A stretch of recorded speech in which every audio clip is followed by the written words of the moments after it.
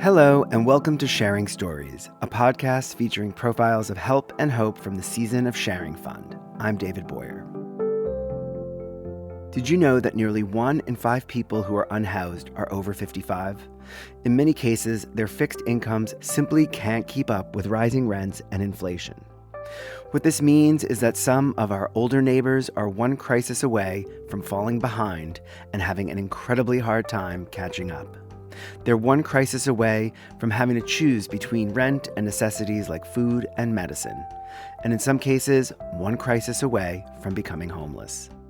Even in one of the wealthiest regions in the world, precariousness abounds.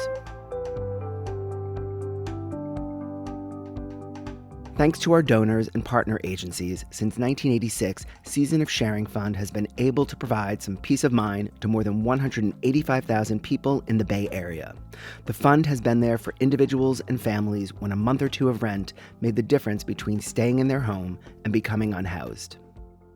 Over the course of this series, I'm going to introduce you to a few folks who've recently received one-time support from Season of Sharing Fund, plus a couple of people who helped make it happen.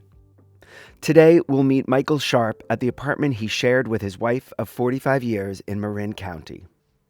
Michael Sharpe, 16 and a half years old. Probably the most significant things about me is 4 adult children now, 7 grandchildren, married for 45 years. They made me start crying. Yeah. To my beloved, I call her my beloved, Kimberly, 45 years. And she diagnosed with metastatic uterine cancer May of 2020. And so she had hysterectomy, chemotherapy treatment, and it went into remission for about 6 months or so. And it came back with a storm. And so, my primary responsibility was to take care of her. And so she died. And so I had not lived alone for 45 years. And we were close.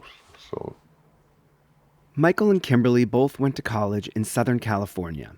He played basketball for his school, and they met after a game. I saw her at an after party. I just remember how beautiful she was, Michael was a few years older than Kimberly, but they stayed in touch after he was out of school. When I went back home, we started calling each other, so we really got to know each other through talking, and we learned how to talk through things early. Eventually, she came to visit Michael in his hometown. And I'll never forget, we went dancing at this nightclub, Moulin Rouge. And I remember when the lights hit her, she had blossomed into a full-blown woman.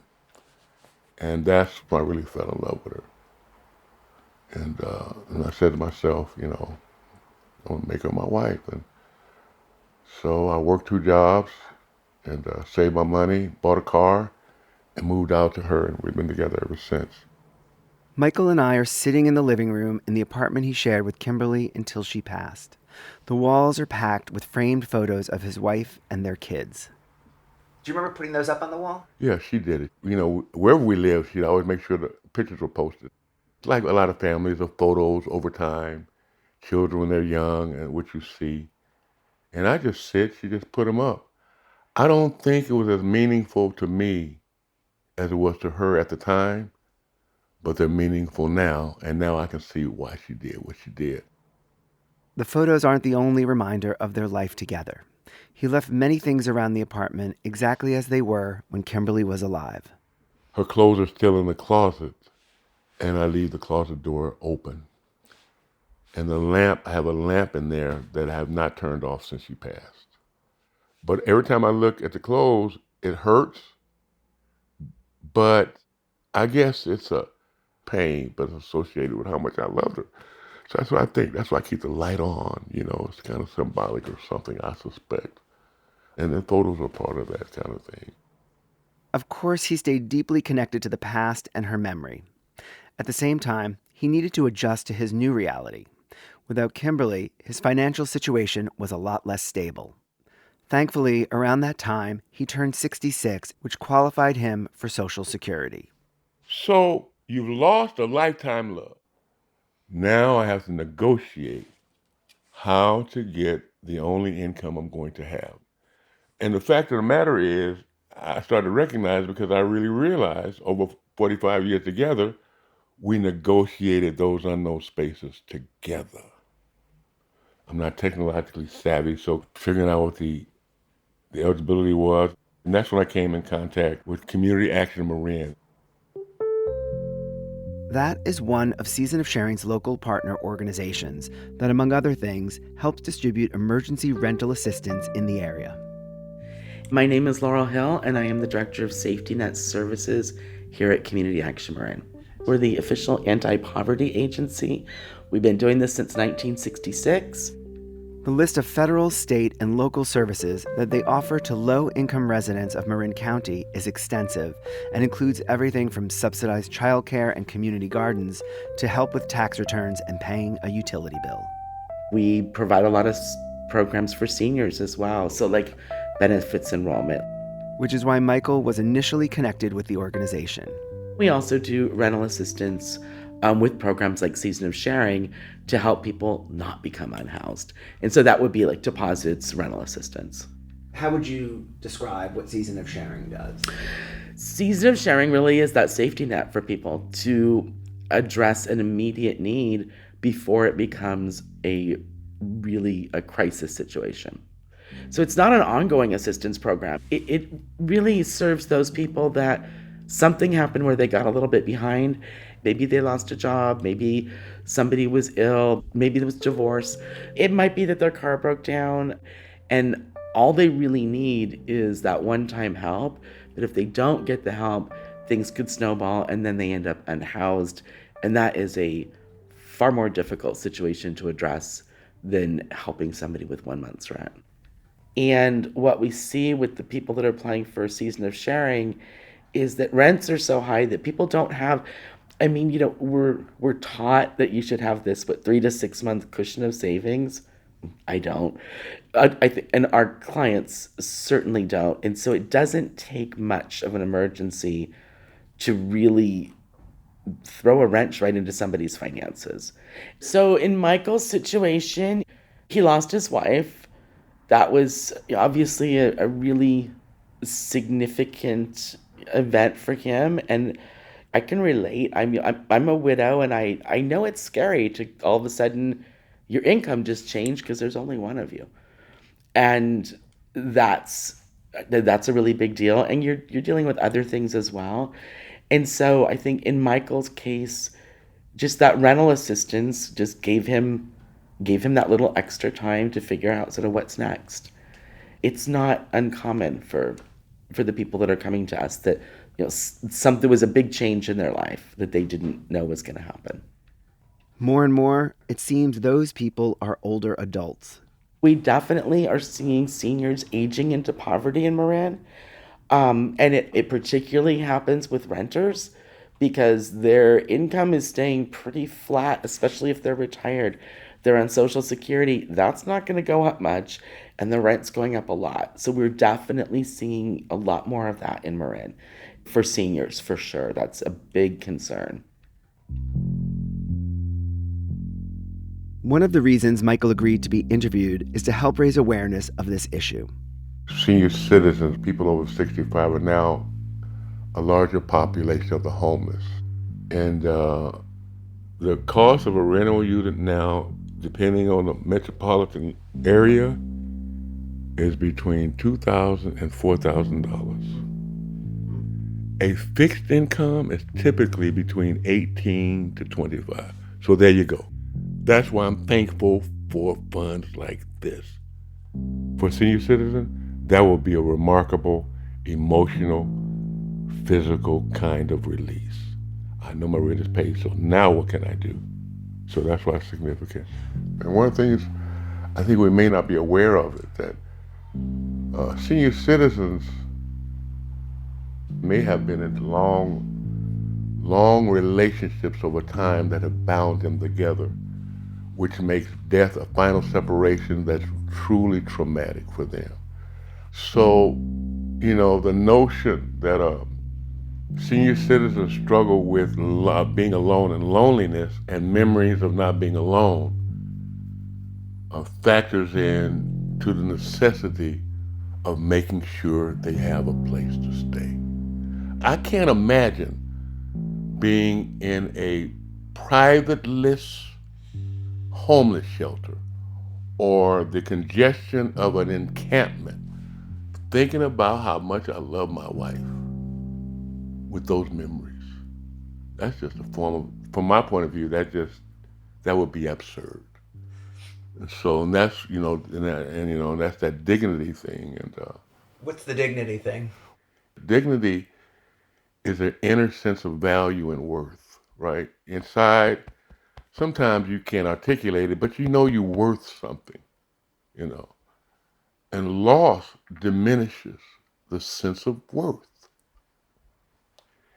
Duh, right? So if one thinks about it, if one spent one's life, we say, building a family, building a relationship, building a marriage, building a home, right? And we've often said that work is dignity, haven't we? Well, we're kind of suggesting that the loss of a job is a loss of a sense of dignity. So if you compound that by the loss of a child, if you compound that by a loss of a love that has been developed, if you compound that with a possibility I'm going to be sleeping on the street, that's a lot of loss of dignity. And so Community Action Marin, they treated me with respect. That enhanced my sense of dignity, which was threatened because in this country, if you can't take care of yourself financially, people are made to feel like I'm a worthless piece of shit. Especially if you've been socially mobile, because I worked all my life for 35 years.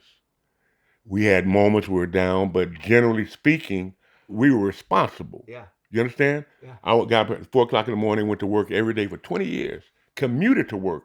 My wife went to work every day. So we're that typical hardworking American family. And so when I had to ask for help, man, it was tremendously difficult, which is dignity. Season of sharing for me allows me to have dignity. That's what it's about. So I get to sit here on this couch, man. We're not talking in a tent.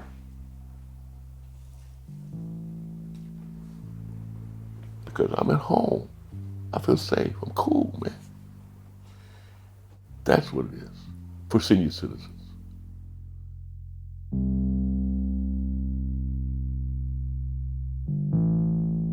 From the safety of his home, he was also able to finish a project he started more than 15 years earlier.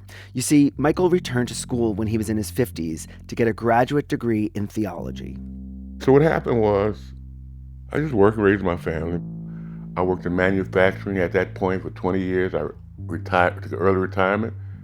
We sold the house, the first only house we ever bought, and moved to seminary, graduate school. When I got there, it had been 30 years since I'd been to school, so I was academically impoverished. So I had to learn how to read critically and learn how to write essays and that kind of thing. But that's why I went. For me, it was not merely religious and theological. It ended up being something much more. So if they said something that made me curious, I went and read about it. And that's how he learned about Reverend Howard Thurman, who was a spiritual advisor and mentor to civil rights leaders, including Martin Luther King Jr. and Congressman John Lewis. It was Thurman who introduced them to nonviolence, which became a pillar of the movement. Thurman also co-founded the Church for the Fellowship of All Peoples in San Francisco, which was the first racially integrated intercultural church in the United States.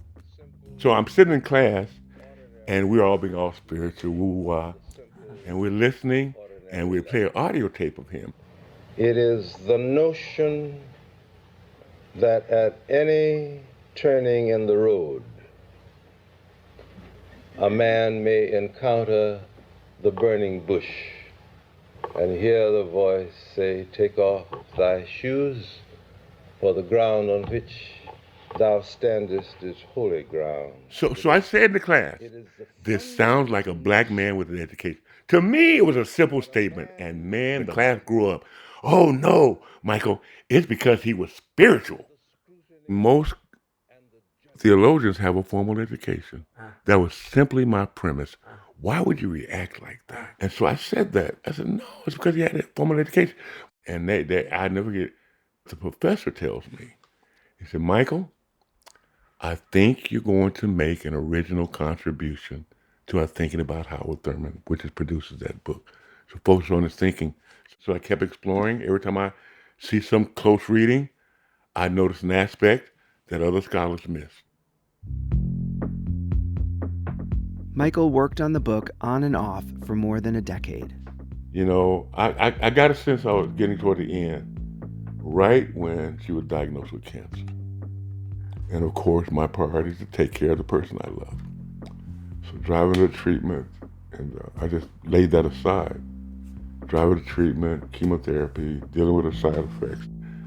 And then she dies at home here, October 2022. And I wasn't thinking about how did I finish it.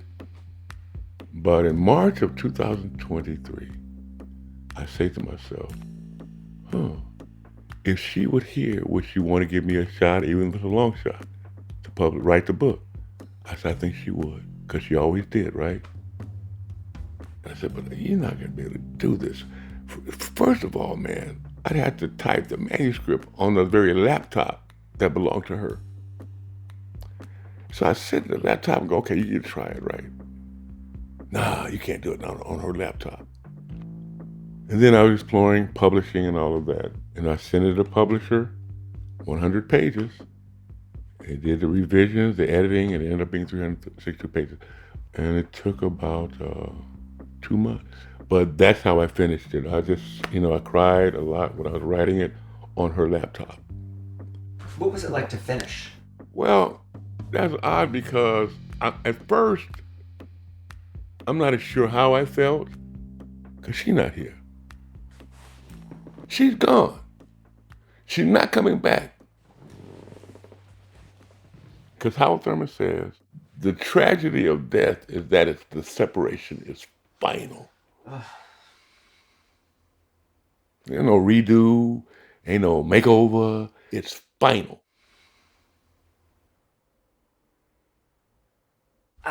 What's like a typical day like now? Now, what a question. What's that saying, the Groundhog Day?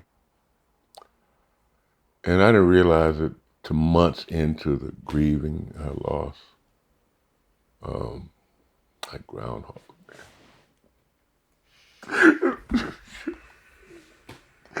Because by how we interacted, each day was a different day, but we just had an interaction in which we could make the next day different from the prior one, just how we interacted. But it's the monotony, sameness. Prior to her dying, I'll get up, go to work.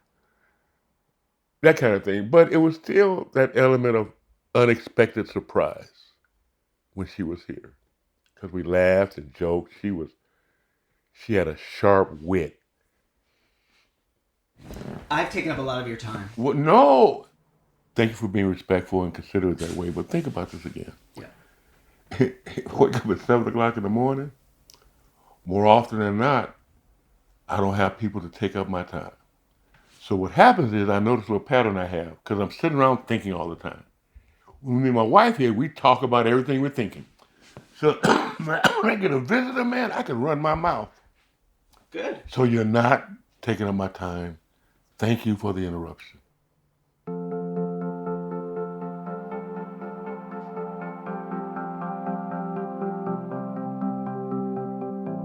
A few days after we spoke, Michael got back in touch.